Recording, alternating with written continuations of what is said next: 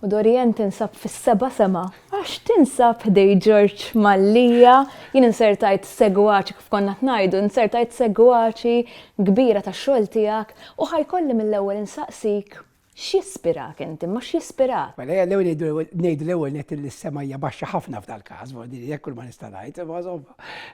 X'jispirani? Jiena kollox, ma hawnx ħaġa li ma tispiranix fil-fatt. Fil-fatt nissorprendi ruħi kultant. Nametta miegħek għaddi li dan l-aħħar għaddejt isu minn dak li jgħidu writer's block ħaftit żmien. Issa il-bilaħ lura qed imma dan irid inkissirha jiena din. Infajt bil-qiegħda u ktibt storja fuq is-Sirjani u d-Draguni. Tgħid li ma dak x'ispirak xejn, sempliċement rid nikteb. U dak il-ħin bdew ħerġin daw l-istejjer biex ngħidlek jirrumblaw ħaġa wara l-oħra. Imma l-aktar affarijiet li jispirawni huma nista' madwari. Jiena fil-fatt osservatur bħala bniedem tal-komunikazzjoni għax dak huwa x-xogħol tiegħi, osservatur tal-ħajja, osservatur tal-bnedmin. U hemm daqsxejn empatija wkoll, allura xi ftit jew inħossu dak li jkun. Fil-fatt anke meta ktibt il-ktib tiegħi Mitruħ illi huwa ġabra ta' mikrostorja ta' xi 200 kelma l-waħda u kull waħda minnhom hija karattru differenti. Tħalt fil-qalba ta' kull wieħed waħda minnhom biex ngħidlek, biex nipprova nifhem eżattament x'kienu u x'inhuma jagħmlu u xi jħossu u dak l-affarijiet l-oħrajn kollha. Għaliex fuq kollox l-intu kif inhi, l-ikbar source għal kittieb hija bla dubju l-ħajja ta' madwarna, id-dinja ta' madwarna, x-xenarju ta' madwarna, imma forsi l-ikbar ġawar huma n-nies infushom. Issa darba ddeċidejt li taqgħod numru ta' stejjer minn awturi differenti. X'nebħek tagħmel dan? Ekku, ara, l-ewwel dan kien ċelebrazzjoni dan il-ktieb. Mela il-Klabb Kodba Maltin li huwa id-dar ta' pubblikazzjoni pjuniera biex ngħid hekk tal-ktieb Malti. Għalet 50 sena mill-pubblikazzjoni tal-ewwel ktieb tagħha. U jien kont naħseb jien l-ewwel għax il-Klabb Kodba Maltin bidija Pawlu Mizzi u hija tal-familja biex ngħid hekk. Imma naħseb kont l-uniku bniedem fil-bidu net tal-klabb illi kont ħaddiem, kont għamil ġi xhur naħdem magħhom, illi kont barra l-familja Mizzi. Allura speċi xi ftit jew kienet dik il-konnessjoni mal-passat tal-Klabb Kodba Maltin. U lil ġew Mizzi, tifel ta' Pawlu, kont qedlu ara, qatlu naħseb jien l-aħjar mod kif wieħed jista' jiċċelebra anniversarju ta' dar ta' pubblikazzjoni hija bl-aqwa asset tagħhom li huma l-kittieba. Allura ġitni l-idea, mhux idea oriġinali, għax fil-fatt saret fil-passat minn oħrajn, illi naqbad in-numru 50 u nikteb lill-kittieba ħafna minn dawk il-kittieba illi kienu ppubblikaw mal-Klabb Kodba Maltin fil-passat. U tajthom sfida, tilhom iktbu li novella ta' mhux iktar minn 5000 kelma illi tiċċentra madwar il-numru 50. Mela jista' jkun it-tema prinċipali, jista' jkun sempliċement tidher in-numru 50 ġo fih il-ktieb. Xi ftit jew irid ikun hemm in-numru 50. U fil-fatt ġew lura 23 kittieb u jien għax ma stax nirreżisti ndaħħal waħdejna wkoll, ma stax nagħmel ieħor. U kellna taħlita ħelwa ħafna minn fost l-aħjar kittieba li għandna f'Malta. Wadri ħafna minnhom huma l-aktar kittieba magħrufa li għandna f'Malta għax kollha pubblikaw mal-Klabb Kodba Maltin. U hemm ukoll nieħu gost ħafna ngħid kittieba żgħażagħ li għadhom fil-bidu tagħhom u li urew l-istoffa tagħhom anke f'dan il-ktieb. In-novelli huma bellezza, jogħġbuni immens jien, editjajthom kont għax kattiv kultant, xi ftit jewwis bħal l-edituri kollha u anke l-ktieb fl-aħħar mill-aħħar rid narah sħiħ jiena, allura pproduċejtu jiena wkoll. Allora, jekk kolli nsaqsik hemm storja favorita tiegħek minn daw, s'siba diffiċli probabbli. Poġġejtni f'sitwazzjoni isek qed tgħid lil missier li hu l-wilt favorit tiegħu. Imma jien xogħol impoġġik naqra f'sitwazzjoni.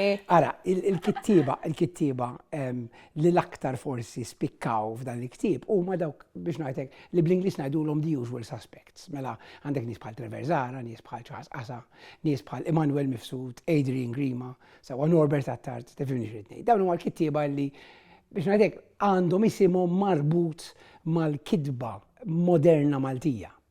Biss hemm oħrajn, hemm anke żgħażagħ, hemm ħafna żgħażagħ pereżempju illi ngħidlek illi żgurissimu se jkunu dawk illi ma jisimhom se tkun miktuba l-kidba tal-novella u tar-romanz Malti mhux daqshekk fil-futur, għaliex diġà urew anke b'dan il-ktieb il-kapaċità kbira tagħhom. Qed insemmu s-sabiħ imma forsi xi sfida partikolari li ltqajt magħha waqt illi kont qed tagħmel dax-xogħol?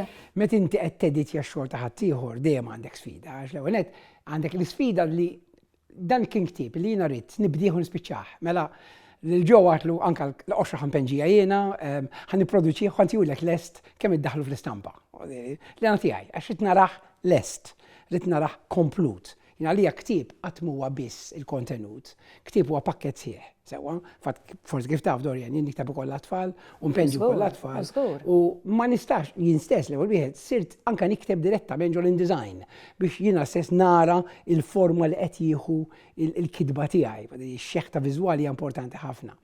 U naħseb l-isfida prinċipali kienet biex inżomm omoġenejta ta' 24 kittib illi għandek l-istess affarijiet. Mela illi tgħidli ħaġa ridikola, iva, imma li dash is-sink huwa kollu tal-istess daqs biex ngħidlek. Fil kollu. Affarijiet bħal dawn. Jekk għandek l-ettikkiet li huwa l-pawża kif taf inti, hemm spazju qabel u spazju wara f'kollox. Tgħidli ma daw pespusijiet, iva, għaliex ovvjament l-ikbar ġieħ tal-ras fil-bidu tkun li inti taqra l-istorja, tara l-istorja hija valida, u ovvjament tikkummenta u fej għandu jinbidel xi affarijiet żgħar, eċetera, eċetera. U dawn huma nies li nirrispettuhom immens, allura meta inti qed tedditja l-kitba ta' nies li tirrispettuhom iktar diffiċli. Nippreferi li nedditja xi kitba ta' xi studenti tiegħi li nista' nkun kattiv kemm nifla hemmhekk speċi biex intejbu kemm jista' jkun milli tedditja l-kitba ta' kittieba ta' dal-kalibru ngħidlu jiena. Għettilna t-tema komuni bej daw l-istejjer, għalfejn għanna naqraw dal-ktib? U le, ma tistax ma taqrax ktib. Qed beħu li tajjeb. Apparti minn daw il-kittieba kollha bordiri, li ovvjament joffru stili friski u differenti ħafna minn xulxin, mela inti baqgħet li qed taqra Charles Qasa illi għandu storja tal-imħabba letteralment, per tal-kelma, u mbagħad taqra l-Emanuel Mifsud illi għandu satira fuq il-korruzzjoni fil-gvern u fil-pajjiż, u għandek l-Adrian Grima li jidħol fil-qalba ta' persuna illi permezz tal-Covid dan il-ktieb ġie pubblikat eżattament ftit wara li konna fil-pandemija tal-Covid, daħal fil-qalba biex ngħidlek ta' persuna li qiegħda intubata ġol l-isptar, li literalment inħossu dak li qiegħda tħossi. Mela bid inti qed tara daw il-varjazzjonijiet kollha ta' stili, dak ifisser li inti għandek għal żmien qasir din hija sabiħ tan-novella. In-novella ittik storja kompluta, ittik karattri kompluti, sewa, u dan l-ktib ovvjament huwa mimli bihom, sewa dawn il-novelli, illi ittik dan kollu biss tista' taqra fi żmien pjuttost qasir. L-itwal storja li hawnhekk hija 5,000 kelma. Mela 5,000 kelma taqra jinnna f'sagħtejn 3 sigħat. Allora rridu qabel ma torqod, avolja mhux tagħmel sagħtejn taqra qabel ma torqod fihom, ma insomma jien ngħidu hekk, jien nagħmilha ta'. Jien nagħmel iktar. Tifhimni x'rid ngħid. Imma meta inti qed taqra romanz, xi ftit jew wisq jisek tiddejqa titilqu. Ma novella taqra sieħa. U bad tmur darba ta' wara. U l-novella l-oħra ħatkun differenti għal kollox minn dik il-novella tkun kif rajt. Fatt meta jiena mpaġġnajtu, imma mpaġġnajtux skont biex ngħidlek it-tema, mela m'għandekx ġabra ta' sterja tal-imħabba, ġabra ta' le. Anzi, għat attenti li jkun hemm varjetà kemm jista' jkun fejn inti għandek, pereżempju jekk għandek storja ta' xi ħaġa kemm tradizzjonali, ta' warajha hija sperimentali. Allura, daqbess minn ħaġa għall-oħra, iżommok biex ngħidlek fuq subajk. Tajjeb ħafna, konvinta minn dan il-ktib rebaħ il-Premju Nazzjonali tal-Ktib. Xi tfisser għalik din? Kienu nulak, Premju Nazzjonali tal-Ktib biex inti tkun taf, ħaniftaħar ftit issa. Dak li fl-antik kien il-Premju Letterarju. Dak kont jien meta kont il-Chairman tal-Kunsill Nazzjonali tal-Ktib illi iddeċidejt illi insemmih il-Premju Nazzjonali tal-Ktib u ftaħnieh. Għax qabel il-Premju Letterarju kien biss għal xogħol letterarju. U loġikament, meta jien kont chairman tal-Kunsill tal-Ktib, kont ipprojbejt li l-nifsi milli xi darba nissottometti l-kodba tiegħi għall premju. Ma stajtx ovvjament waqqaf in-nies li kienu fil-Kunsill tiegħi ma jistess tal-anqas. Xi ħadd irid ikun hemm li jieħu responsabilità.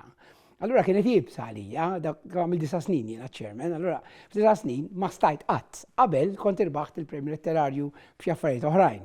Imma dak 9 snin ma stajt nagħmel xi. Allura iktar u iktar huwa ta' sodisfazzjon għalija illi ovvjament tlajt hemmhekk u ħaddak il-premju. Ifisser ħafna. Il-premju huwa premju prestiġjuż għall-aħħar, huwa premju illi jonora l-aħjar xogħlijiet fost dawk illi jiġu pubblikati matul is-sena. Orrajt, huwa premju soġġettiv, u din huwa d-deċiżjoni ta' ġurija illi tiddeċidi li dak huwa premju aħjar, dak il-ktieb huwa aħjar minn oħrajn. Jiena perswas illi l-kodba kollha li kienu nominati kienu ta' livell għoli ħafna. Imma is-sodisfazzjoni tirbaħ. Bil-fors, u żgur.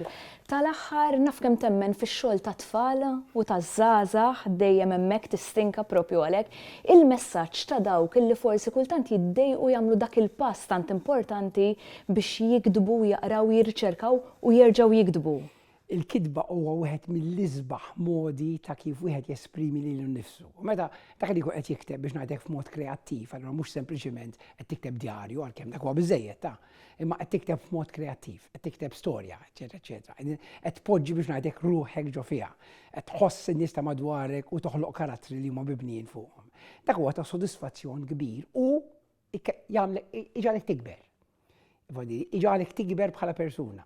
Jiena għamilt ukoll 16 sena Nedit Jassatar fost l-oħrajn, il-rivista li issa kuntent ħafna qed terġa' toħroġ. Minn 10 sa 10 kont nara. Kienet lena tiegħi meta pereżempju jġibuli xi ħadd anke ġibu l-uffiċċju tiegħi l-università, tifel ta' 14-il sena bit-penġijiet li qatt ma rajt bħalhom qabel jiena vordieri u ovvjament ktibt xi ħaġa jiena stess biex nkun nista' ndaħħalu eventwalment dak sar wieħed mill-aqwa illustraturi għandna f'Malta, Mark Xikluna, eċetera, eċetera. U minn dawk ġraw ħafna, mela ħafna minn dawk li huma kittieba bdew appuntu dak iż-żmien. Kien jibatu xi ħaġa u jien lena tiegħi vordieri nibatilhom nota diħa tidher fit-tali ħarġa tas-satar.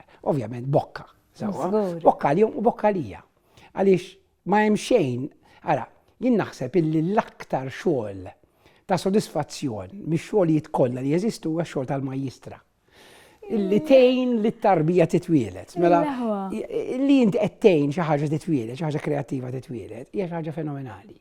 U s-sodisfazzjon kbiri li mbagħad nara li dawk it-tfal u żgħażagħ jikbru biex ngħidlek fil-kreattività m'hawnx bħala.